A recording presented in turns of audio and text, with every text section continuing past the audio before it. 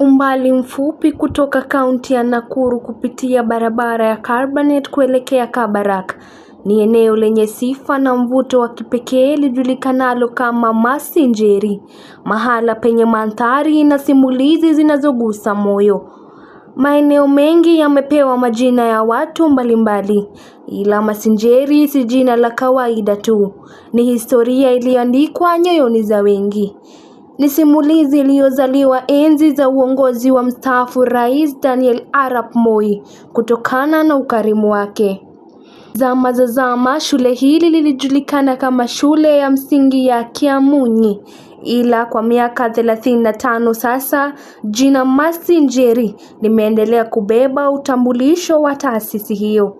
Kwa nini jina likabadilishwa? Kila mara aliyekuwa rais wa pili wa Kenya Daniel Arap Moi alipokuwa akisafiri kutoka Nakuru kuelekea nyumbani kwake Kabarak, alikuwa akipitia eneo hili. Na kama ilivyo ada, wanafunzi pamoja na wakazi walikuwa wakimsubiri katika lango la shule hili ili kumkaribisha kwa nyimbo na shangwe. Mwaka wa 1985, miongoni mwa watoto waliokuwa wakimwimbia rais alikuwepo msichana mdogo aliyeitwa Masi Njeri.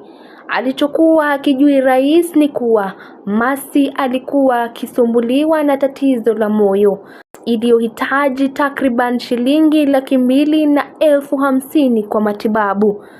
Kwa mujibu wa wakazi wa eneo hilo, aliyekuwa mwalimu mkuu wa shule hiyo alijipa moyo na kumweleza rais kuhusu hali ya Masi. Habari hiyo iligusa taifa nzima na ikawa simulizi iliyotikisa vichwa vya habari nchini. Rais Moi alitangaza kuwa kila mwanafunzi katika shule achangie shilingi 1 ili kusaidia katika matibabu ya Masi. Hatua chache kutoka shule hiyo ndipo ilipo nyumba ya wazazi wa Masi, Simon Kiaraho na mkewe Jane Nyambura. Baba yake Masi anakumbuka kana kwamba ni jana tu jinsi Rais Moi alivyomwalika yeye, Masi pamoja na daktari bingwa wa moyo katika ikulu, kabla ya kuwapatia gharama za matibabu na tiketi za ndege kuelekea London kwa ajili ya matibabu ya Masi.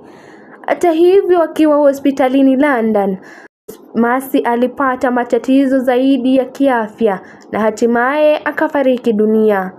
Taarifa za kifo chake ziliwahuzunisha wengi kote nchini.